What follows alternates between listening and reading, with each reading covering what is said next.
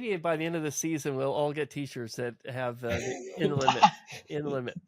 And on the back, Rich, in honor of you, will be reward is enough.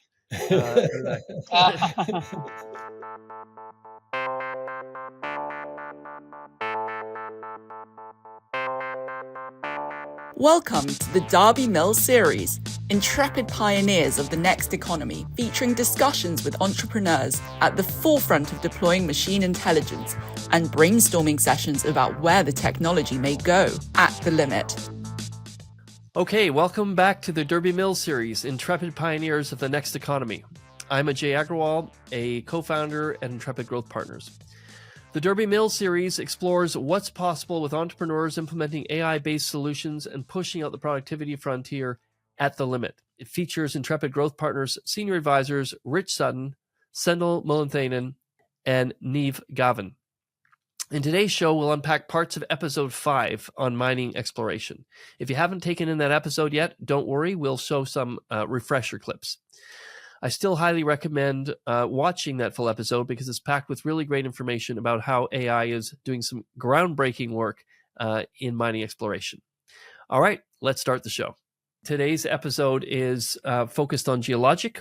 We hosted Grant and Jared from Geologic in a previous episode, and today we're just going to dig into a few of the topics that were raised in that episode. As a quick reminder, Geologic AI is focused on the mining industry, and in particular in the exploration process, and a very high-level summary of how that works before Geologic and other companies like its competitors, is when mining firms are doing exploration.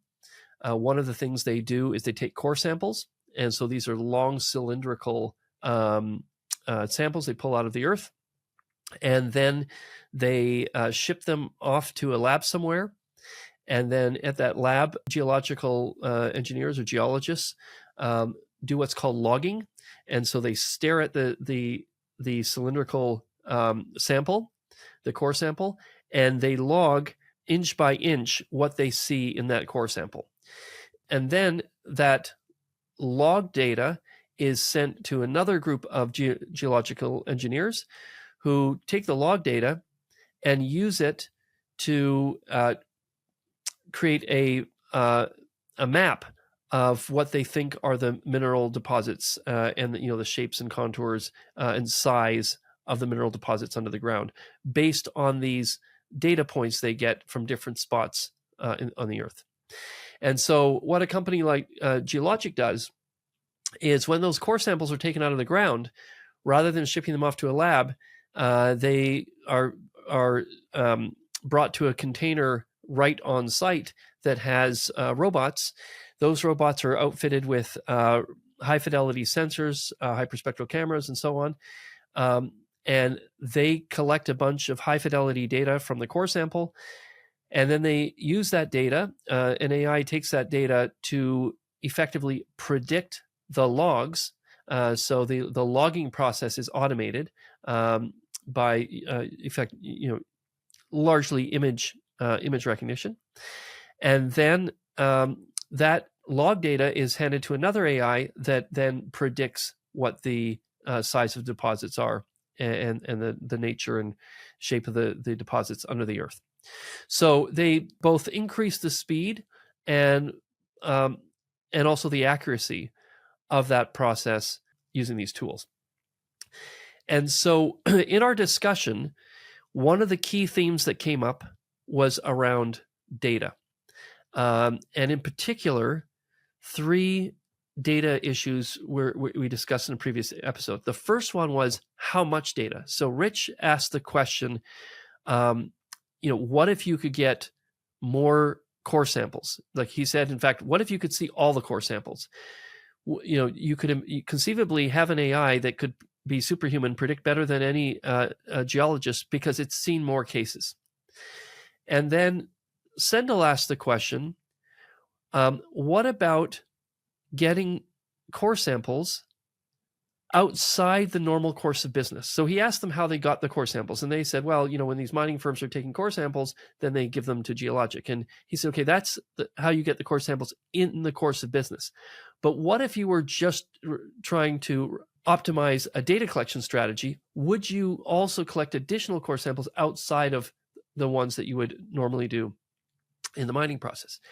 Finally, Niamh asked a question about what if you were to try and get signal off data that is not the core sample? So she talked about putting sensors, for example, in the drill bits, and then that raised an issue about these chips that are generated when they're drilling.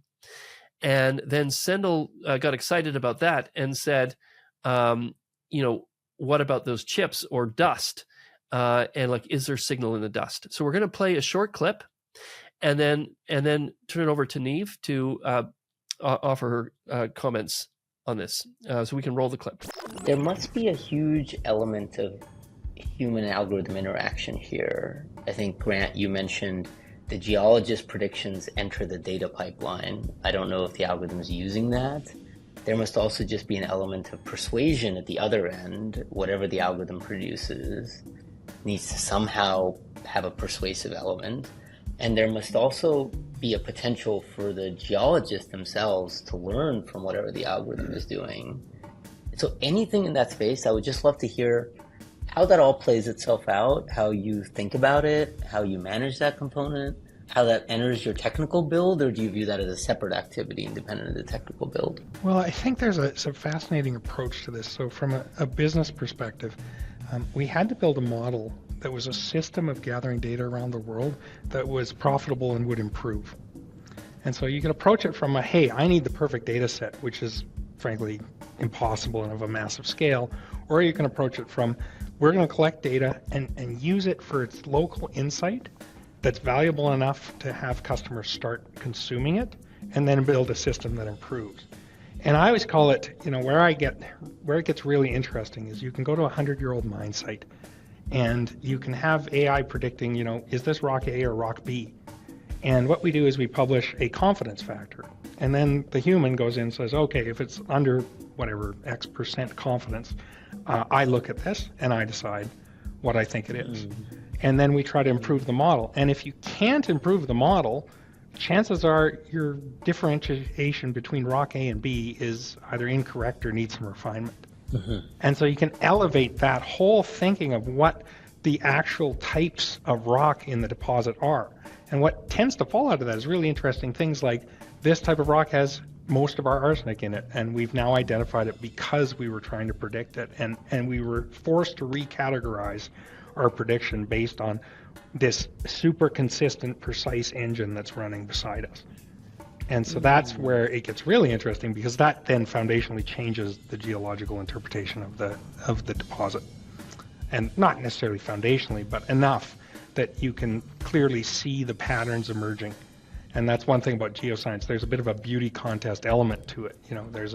If you can identify something new or identify a new mineral that is a tracer element to what you're going for, it gets really interesting on the edges. Grant, can I just follow up? Because I just want to make sure I got the story. That seems like a super important story to understand for your entire business. You're sort of saying, rather than the algorithm coming in and saying, look, I've made my prediction, here's the prediction. You're entering at a more granular level in workflow and saying, look, you as a geologist are in the business of identifying these things.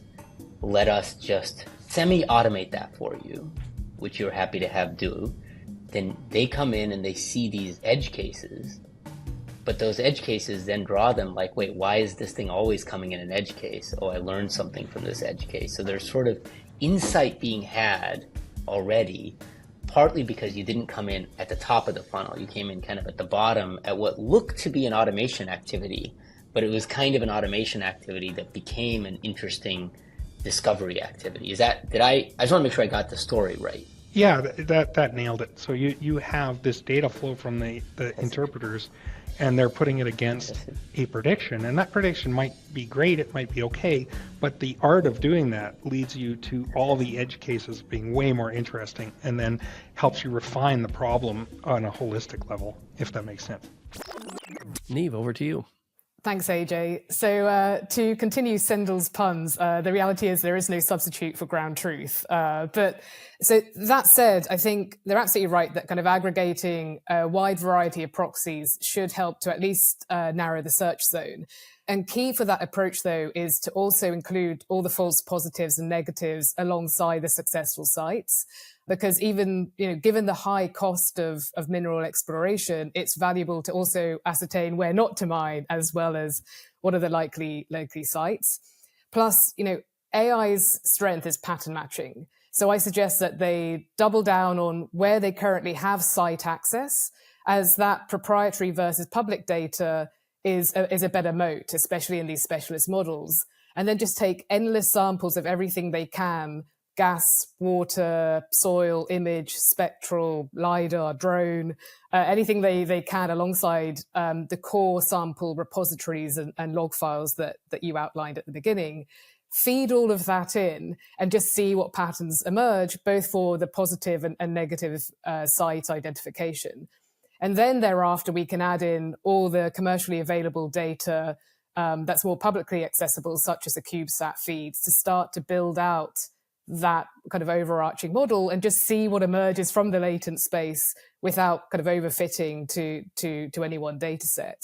And then I was also thinking that in the spirit of not always reinventing the wheel, they can also probably borrow sampling techniques from other industries. Like I'm no expert, but I assume that construction firms have to do this a lot as well. Archaeology, I've always heard interesting things that they've done on using LiDAR and drones to identify potential sites.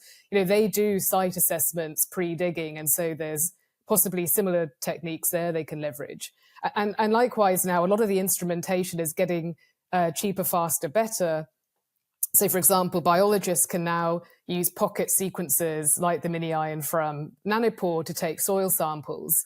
And I know that bacteria are often associated with certain metal deposits and things like that. So I'm sure that there's a wide variety of proxies that they can aggregate and throw at a model and just see what works. Rich, anything on your side? Well, I just muse, first of all, on this being such a classic problem, geology. And there was I don't know if it's relevant or not, but it always strikes me that in the 70s, there was a AI system called Prospector. It's one of the classic expert systems. And I think it was working with Schlumberger. Anyway, it was really prominent and quite effective. And it's such a mix of reasoning processes. Like there's geometry, there's geology. You have to have deep knowledge of how the earth was formed and how mineral deposits get formed. There's all that, and then there's also it's also a sequential decision-making problem: where to drill next. And in an ideal case, sort of what Sendhil's thinking about with the chips and the dust, you would have a greater interaction between your measurements and your what you observe and what you where you sense next, how you sense next. Like right now, the classic thing, the old school is you drill the holes, you take the cores, you analyze the cores. It takes, weeks. And whereas if you had dust, you were able to measure the dust at the bit and get some useful sensors out of it. You could use that to influence which direction you drilled in next. I don't mean where the next hole goes, but where this hole goes. If it's possible to turn the hole, or at least it should be possible to terminate the hole and start a new one. So I don't know what the answer is. I don't know really now exactly how we're applying AI. It's not like large language models. It's not really. It's in some sense it could be classical supervised learning. Pattern recognition, as Niamh says, AI is basically its strength is pattern recognition. And for that, you need to get a lot of data. And I think that's what we're talking about. You get a lot of data, and you leverage historical data and all the holes, taking as many holes you can get data for. But I don't think it could be enough just to do pattern recognition. I think you need human input to decide what are the likely hypotheses. I don't think there'll be enough data to efficiently use it to make the decisions. Thanks, Rich. Sendhil. No, I kind of have a sort of collection of things that I don't quite know how to articulate, so let me try and maybe you guys can help me. It struck me, kind of revisiting this, that it's connected to a bunch of stuff in supervised learning that could very fruitfully be exploited, but also even be developed. And so let me just list a few things. You'll see that they're related. But so one thing is, there are all of these sort of interpretability ablation type techniques that allow you to sort of ask questions like which part of the input is more pivotal for the prediction, et cetera, et cetera. So why is that relevant? It seems like that stuff ought to give you information to some degree to what Rich was just saying about, like, where is the signal in the measurement you already have? Where could you handle low fidelity? Where would increasing fidelity add value? There ought to be some relationship between those techniques and the questions we're dealing with right now, because those techniques are all about, for a given predictor, for a given modality of input, where in that input is are we getting most of the work? A second category of things is, which we've seen actually applied in health more effectively, and I think it's got to be applicable here, is imagine you have two modalities of input for the same thing. So stuff we've done on echocardiograms, what is that? That's sort of an ultrasound of the heart, paired with an EKG, which is just electrical readings of the heart. Now, those are just one lower fidelity, or at least slightly different fidelity. That's the EKG read of the same object. You could have just built a predictor that takes either of these in, but that misses the fact that they're actually modeling the same core object. And there have been some tricks like take the echo, downsample it, make the echo that you do have into an EKG, train a predictor on that, train a predictor. So the fact that these two objects are actually about the same thing, which here the dust and the thing are in some sense two reads of the same thing, ought to let us be able to, like people talk about multimodal, this is even a more specific version of multimodal. It's two shots of the same underlying physical object. And so that seems like it ought to play a role here. And then the third thing that really ought to seem to play a role is one of the reasons I think people are often a little unsettled by supervised learning or even LLMs. Shouldn't the model have some internal world representation?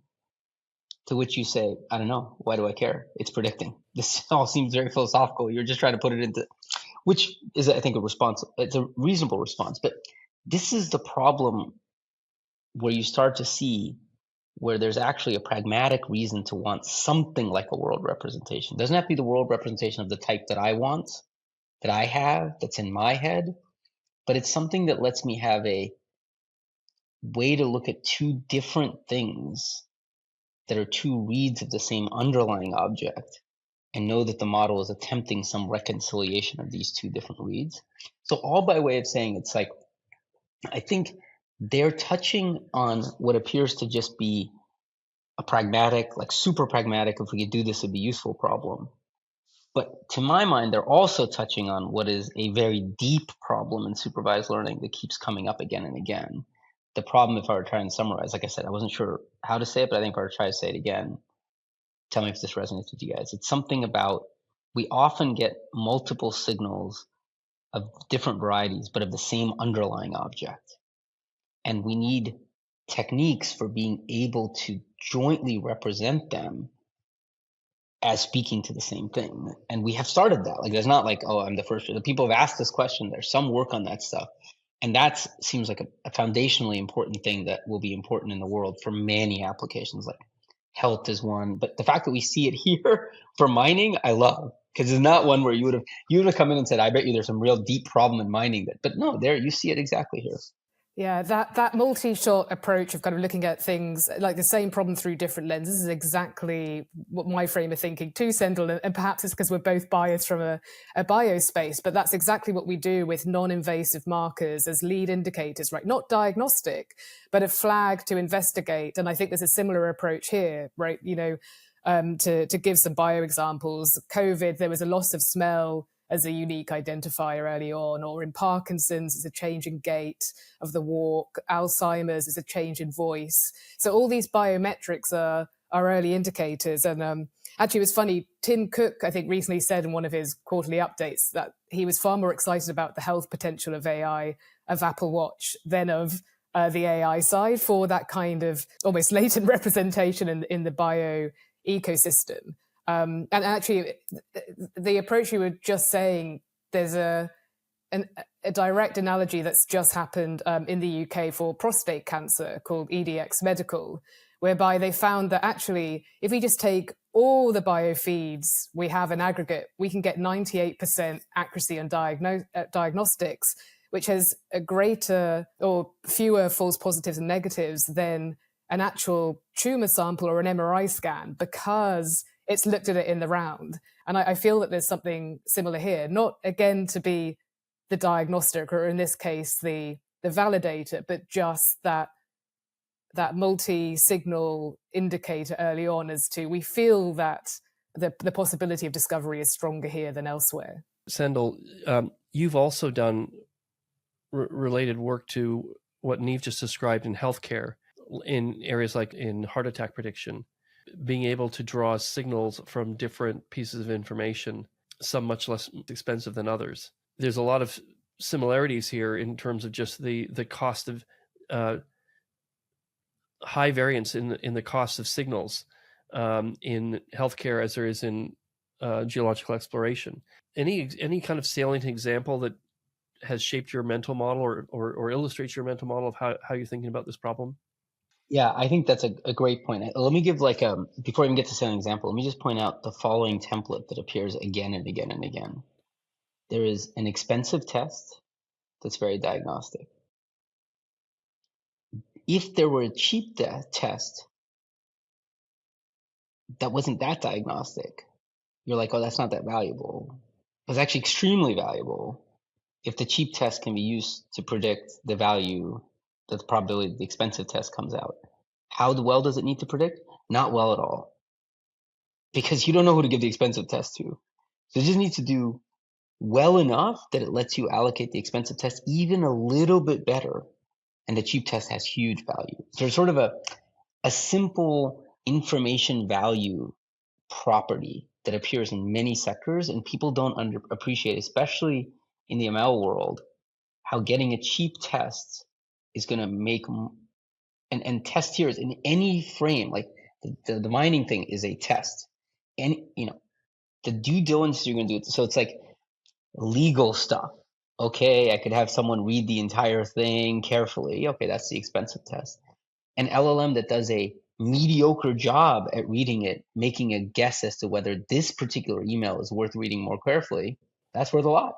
Because we don't know often how to allocate the more expensive things. So that's a framework I've seen kind of again and again. That's super important. The thing that I don't see here, and we didn't do in our heart attack stuff, and even the EDX stuff, they don't do it quite either, which is when you have multiple tests, ensembling them and saying together they give a lot of information is pragmatically valuable. But forcing an ML model to recognize that these things are all about the same thing is a very different kind of triangulation. I'm not saying that's going to help EDX. That's a different issue. It may, as an empirical question. But there is some, I'll just make the observation that the human mind projects all these things that we see back into one low-dimensional latent representation and then uses that. And the power of the latent representation is not just its ability to make predictions, but its ability to organize all these measurements into one object. And that organizational capacity of representation seems to me incredibly powerful. And so even with our heart attack predictor, it's not like we were trying to find a low dimensional representation that nicely arranged all the signals about the heart that was sitting in the EHR, the signal. It just did the arrangement needed to make the prediction, because everything is just funneled back through prediction. And it seems to me there's something very powerful about the people who started thinking about how do you create a coherent internal arrangement, because I do think that is one pathway to robustness and better prediction. And it's what's opened up here. Yeah. And I think that's a fundamental point for AI models as a whole, Sendhil. You kind of hit the nail on the head there with regard to contextual understanding versus perceived intelligence, right? And it almost goes back to kind of what Rich teed up at the beginning about it's human plus AI that's better than either in isolation. So if AI's natural strength is data analytics and pattern identification, humans typically are stronger on that cause-effect understanding, right? That contextual reasoning in the round. So the pairing I typically use is let AI focus on the tasks which a single individual can't complete in the same time frame as almost a blind spot checker. And so this typically entails like doing that full global versus local sweep across all the possible data points, identify the patterns and relationships that I'd otherwise not see at a scale that I just can't compute, right? To help me overcome the classic combinatorial explosion. See what properties emerge in ways that aren't necessarily predictable, but are kind of signals amongst the noise potentially. And then as intelligence becomes a commodity, as everything's easily accessible, that's where I think our system 1 and 2 thinking will play a greater part as almost a discerning operator to navigate through the data field, leveraging what I kind of call our biological gut check, right? That's what differentiates us from the computers, is like our hormones, our judgment calls, our critical thinking to kind of course correct the model, which in turn benefits from this human in the loop correction or RL policy. And overall combined, that increases our understanding versus just identification or intelligence. Understanding is a really interesting word. Yeah. It should make us a little concerned because it starts to get into we as people. But I find it interesting that you can imagine a world where you can make it a little bit more pragmatic and actually tangible. It's like I can see why it's a loaded word, because it's the kind of word that has led people astray quite correct. And it's like foolishly. But this is the one place where I'm like, you could imagine making understanding a bit more tangible and concrete. Joint shared representation. That's all we mean. It doesn't have to be my representation. It doesn't. This is what we mean. Exactly. Trying to break down the loaded word of intelligence, right, into a sliding scale of just knowledge and data lookups versus that contextual understanding at the other end, or reasoning.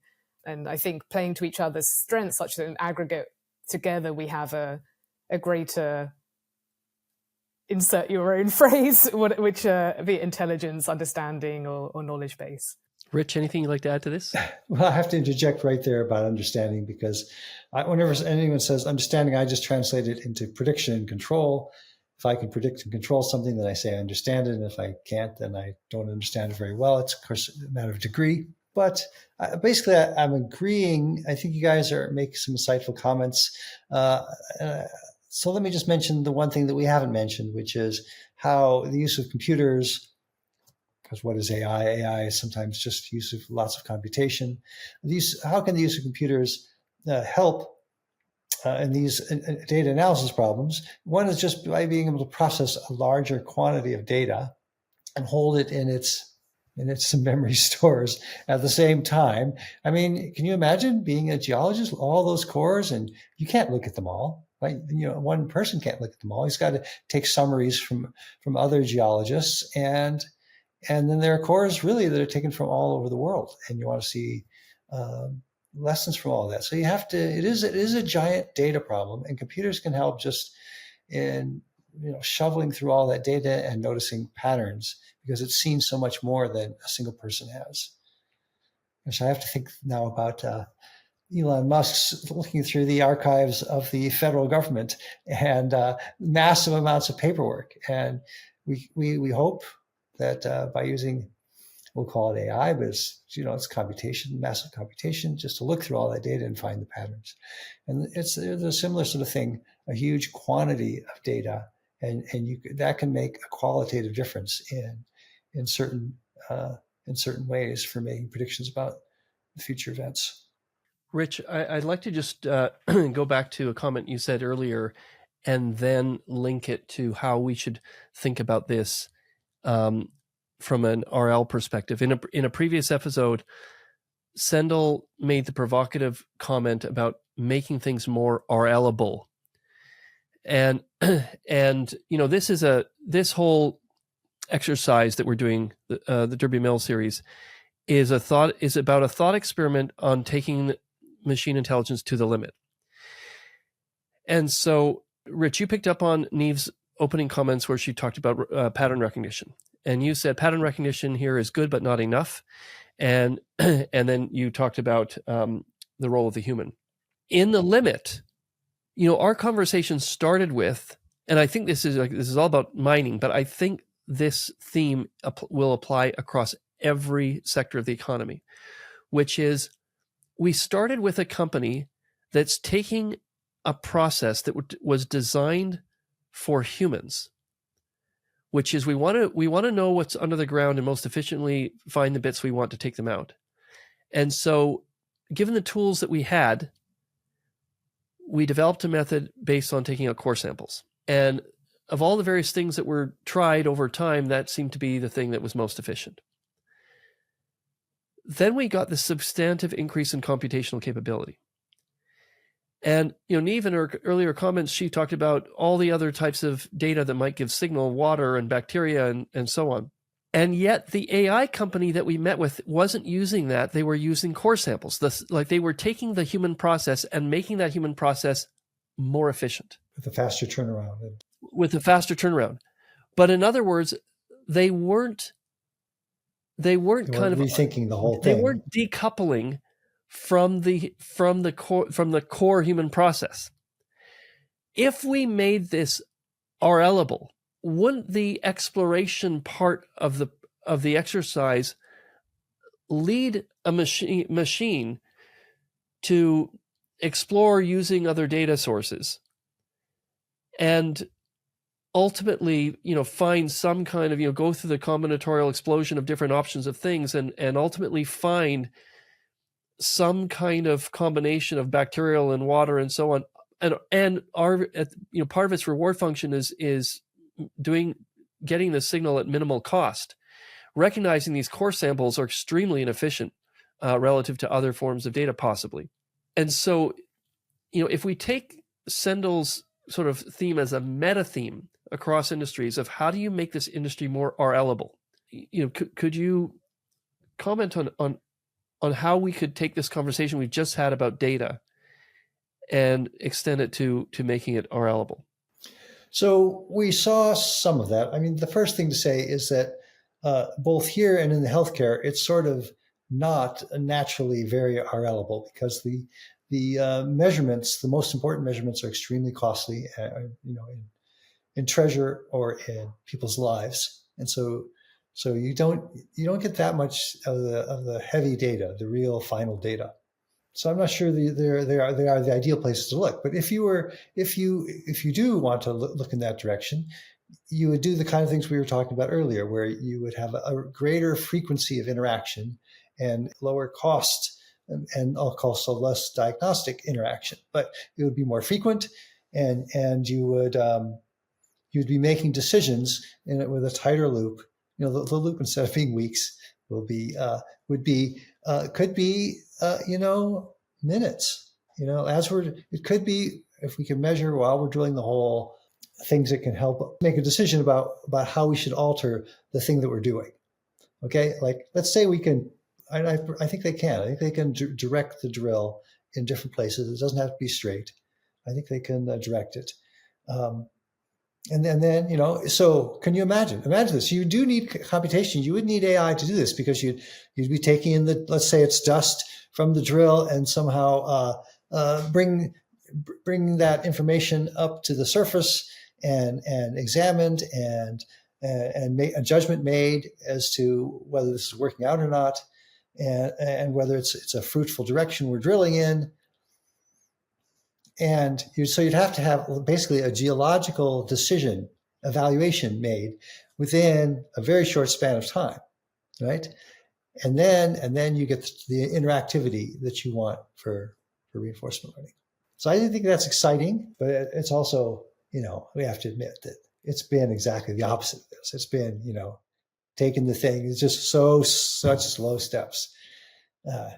Get the huge set of cores, maybe do several holes at once, and get all the analysis, and it's sent off to the labs, and it's weeks before you even know how well it worked out. That's the way it's been, and it's a hard mountain to climb, it seems to me. But yeah, that would be the ideal. The ideal of taking things to the limit. You would do all kinds of geological statements, not just drilling holes. You would do the aerial surveys, and you would do the things that pound on the ground and listens for the reflections, and you would try all these things, and you would be sensitive to what you learned from them and what information they're getting you about the other things you can measure, and you'd have a much more interactive, feedback-oriented process. Could be done. It probably will be done. In the limit. Come on, we're all going to the limit. At the limit. Sendhil, looks like you want to say something. No, I found the drill example to be so perfect because it just shows, like, in my mind, a lot of things that happen at this level of startups and industry, it's less about feasibility and more about the translation of a radical idea into a concrete thing. And when one person has done that once, it's easier for others to see how they can do it in their context. And I think if you look at even just the rise of prediction, it required not one, but several people to translate sort of supervised learning into various things. And now suddenly you see other people like, I could do this in mining. And it's like, and I just think we haven't seen enough of the equivalent of what you're saying, Rich, of like, let's do this. Like, let's make every little decision. And I think if you think about it, there's it's sufficiently dissonant with the existing mode. I don't mean in a dollars, and I don't believe there's an economic barrier. I think there's a cognitive barrier. Let me just explain what I mean. So if you're in the current mode, if you're an expert and you're trying to make diagnostic, predict, whatever decisions, just think of everything that you have. You want measurements to be as good as possible. That's one thing. Like, a doctor isn't going to be like, I don't know, get me the fuzzy X-ray if it's faster. I don't care. Second, and this is going to be this, the first one is binding, but the second one is extremely binding. You want measurements to be comparable over time and across people. You want a deep level of standardization. Now, both of those together work exactly in the wrong direction of what we normally, like, you want it to be like, okay, we did this kind of measurement over here. Let's do this other one over here. It's like, wait, but that's not comparable. It's like, who cares if it's not comparable? Let's keep going. Like that, the idea we're going to drive costs down and take diagnosticity with it would, an expert would balk at that correctly, because in the old mode, that's insane. But even more, they would balk at the idea that we're going to do measurements in very different, like I always give this example with EKGs, which is, if any of you have had EKGs, they're very specific places they put the leads. Those are the same places they were put for the last 100 years. But there's no reason they should be there. The only reason is they were put there first. And given that that's where they are, we need comparability. Like, we can't, like, if some entrepreneurial doctor says, I put it in a different place, people will be like, and what are you going to do with those measurements? Like, we don't know what they mean. It's now useless to us. Go back and do it in the right places. But that means we have exactly the wrong end of the RL distribution, even on something as mundane as where the leads go on an EKG. So I think these two serve as sort of a cognitive local maxima that we're stuck in. And so I think to make the move that you're describing, Rich, I think my read is, I don't think it's an economic barrier. I think it's just truly like people need to see something played out in the world in a concrete example to see it work, for them to feel like, okay, I feel good about this. Like, I can do this in my sector. So I would love to see a couple of startups try this in some amenable sector. I don't know anything about mining, but I actually think healthcare is somewhat amenable, Rich, because you're right. People won't want to mess with the EKG. But to Tim Cook's example with the Apple Watch, what we've seen is the rise of cheap lower fidelity diagnostics. And not just the ones we already have, but the ability to create more. And one thing the sector is, I think, looking for is a sort of organizing framework as to what to do with those. So I could imagine saying, let's make healthcare more RLable. Let's not mess with the expensive. We're not going to change what you've done with the expensive diagnostics, at least for the beginning of it all. At the beginning, we're just going to use all these cheap diagnostics. And the funny thing about the healthcare space is, if you even describe the diagnostic you want, people will start to build that. There's a whole machinery for that. And so in some sense, I think, like, even go back to, I hate to bring up the, who was the, oh my God, Holmes? What was that company called? Theranos. A problem with Theranos is that we're going to take a pinprick blood test. It's going to be as good as a regular blood test. That's an insane, like, that's just a crazy goal. Like, it's like, okay, fine. Maybe you hit it, maybe you don't. But imagine I said I have a pinprick blood test that's 10% as good as like a real blood test.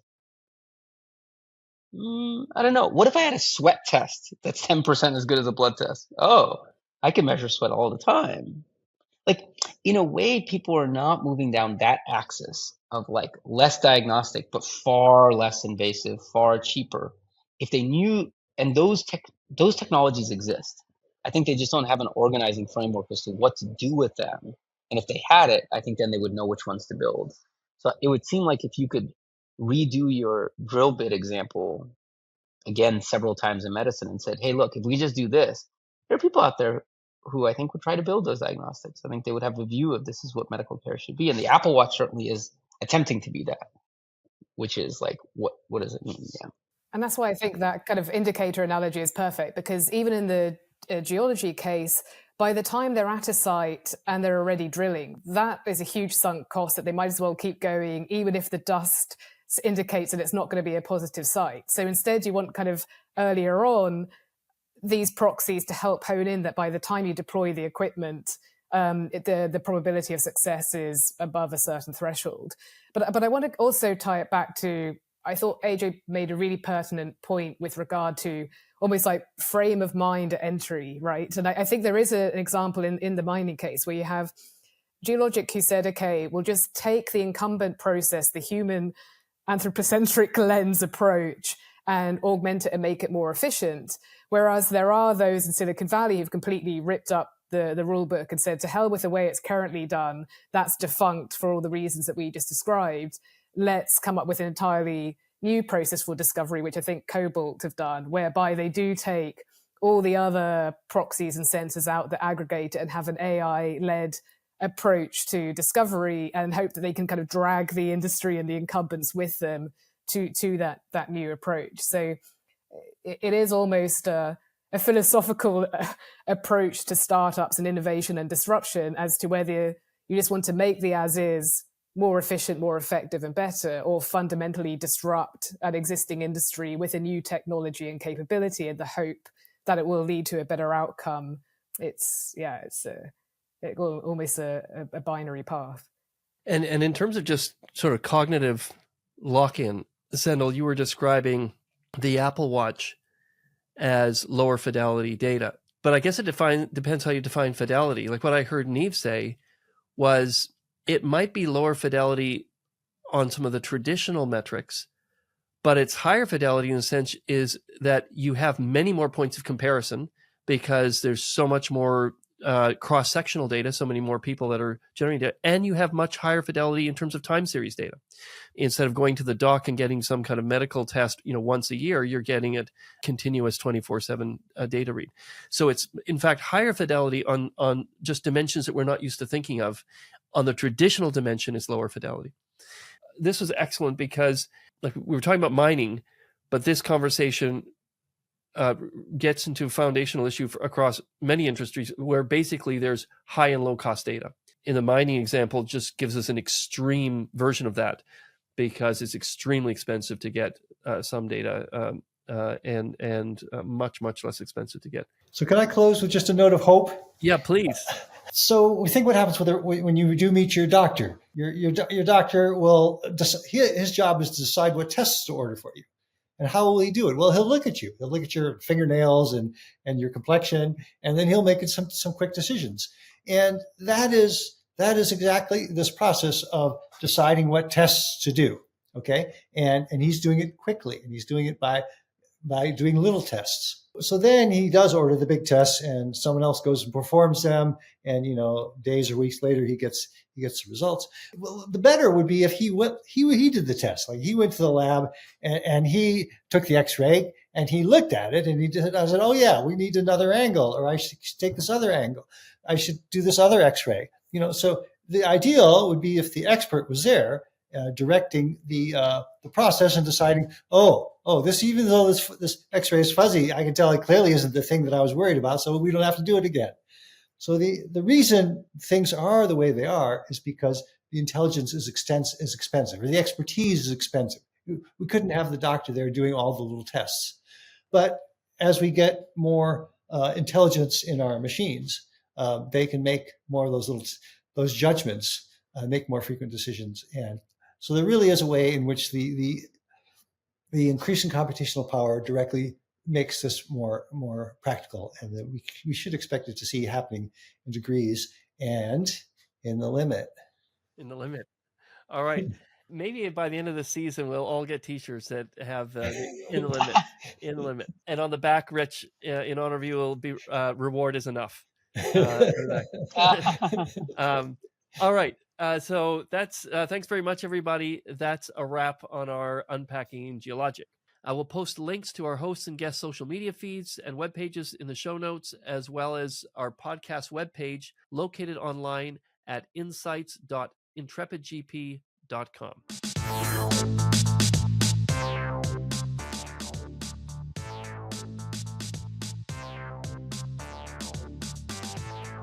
The views, opinions, and information expressed in this podcast are those of the hosts and guests and do not necessarily reflect the official policy or position of Intrepid Growth Partners. This content is for informational purposes only and should not be considered as financial, investment, or legal advice.